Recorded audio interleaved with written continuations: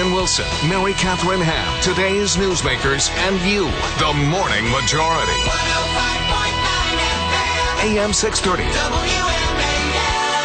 WMAL. It is 7:07 on the Morning Majority. Brian Wilson, Brian Neiman, Mary Catherine Ham. And I think, am I correct in saying that all three of us are devotees of the iPhone?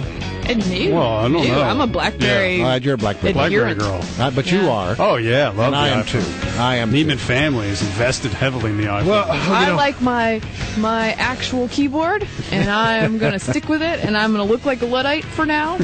That's fine. All right. But yesterday was, of course, the big day for the announcement about the new iPhone, and you could almost hear the hyperventilation. Oh, my gosh, here he comes. The iPhone 5, and then we learned there was no iPhone 5. It's an iPhone 4S. Wah, wah, wah. That's right. And Wall Street was not amused. Mike Gikas is on the line from Consumer Reports to talk about this new development in iPhone technology. Mike, how are you this morning? Fine. Good morning, guys. Well, is it fair? Because, Wall Street didn't like it. I think Apple stock dropped 5 points because there wasn't an iPhone 5, and the things that were revealed, though I thought were very interesting, apparently did not meet the expectations and the hyperventilation that went on. What's your sense of it? Well, it's obviously I'll say a subtle improvement, but it's intriguing, and I'm sure a lot of iPhone 4 customers breathe a big sigh of relief because they, if they're in the middle of their contract, they know they don't have to sweat out waiting for the new one. But it looks like it's got a lot of things going for it. Like what? Pleasant surprises. Well, it's got this Star Trek-like voice interface. Called Siri. Literally talk to the phone and it'll do whatever you want. At least in the demonstration, you say, "Wake me up at 7," and it'll program itself to wake you at 7. It'll take dictation. The camera's been improved. It's 8 megapixels now with an improved sensor. It looks like, again, from what they're saying, it may be the best camera phone out there. And at the same time, Apple's, it's available to Sprint customers, those poor Sprint customers that have, been waiting for so long are finally going to get their hands on their... On that point, let me ask you a question. There was some rumble yesterday that maybe the Sprint version would be different, that it might actually be on a faster network.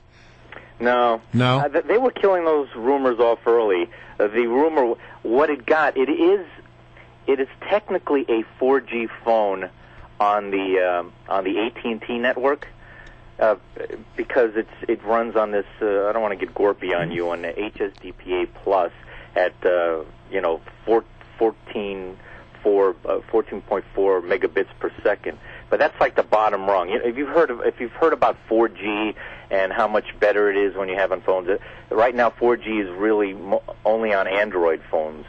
Those are that run the operating system by Google, and the net effect there is like people can stream videos faster, and the phone actually operates faster. Apple is promising a 4G-like performance because they've added a dual-core processor, again already available on a lot of Android phones, and they said they did something with other hardware that'll improve the experience. On the Star Trek technology, if I ask it to cook me dinner, will it actually cook me dinner?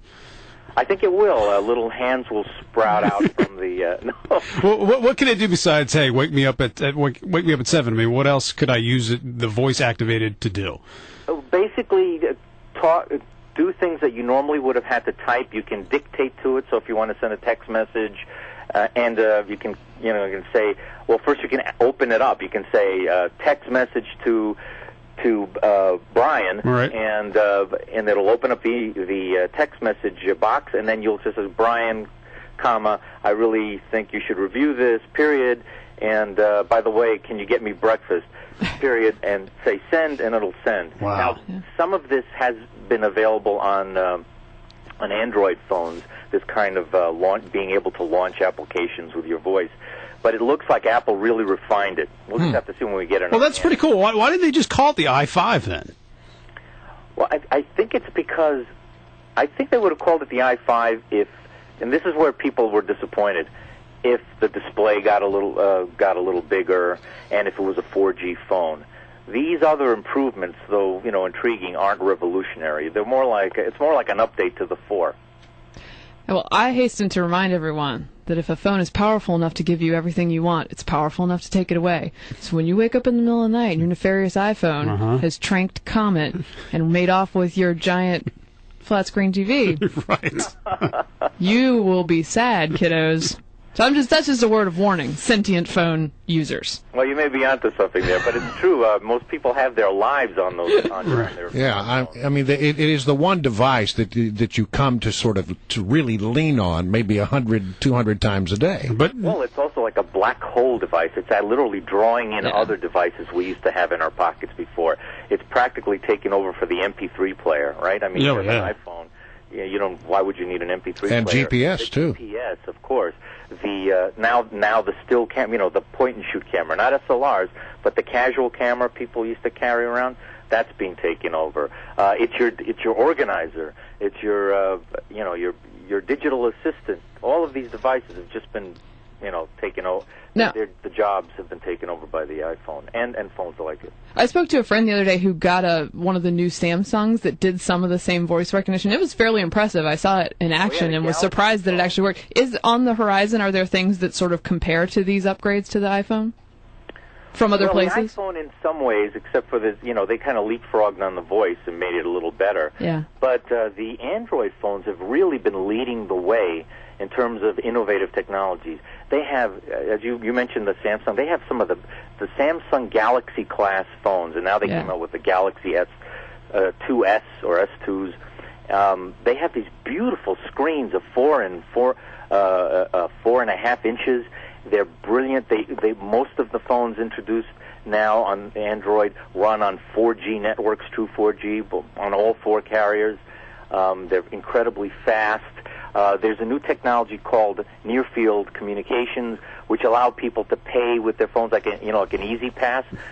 When you're at the register, you just wave your phone. And I mean, this is still in its infancy, but again, this stuff is being pioneered on Android. People were predicting some of those things for the new iPhone, and they didn't get it. Again, that was the imaginary iPhone All right. 5. So we may see it, but this is the challenge. Now, iPhone enjoys a lot of popularity. It's the most popular phone out there. But the challenge is, how is it going to stack up again? You have all these phones that do these other things. They have these beautiful screens, and they do run in these fast networks. How can it, remain a flagship phone on a carrier when it doesn't have those key features? All right. Well, listen, Mike Gikas from Consumer Reports, always good to have you. And just one last question. If you're in the middle of a contract and you want to upgrade from 4G to 4S, it's about $829. Worth it or not? It really depends on how badly you want to talk to your phone. Is that worth $800? Are you lonely? Thank you, very Mike. much. Actually, it might be worth it. Okay.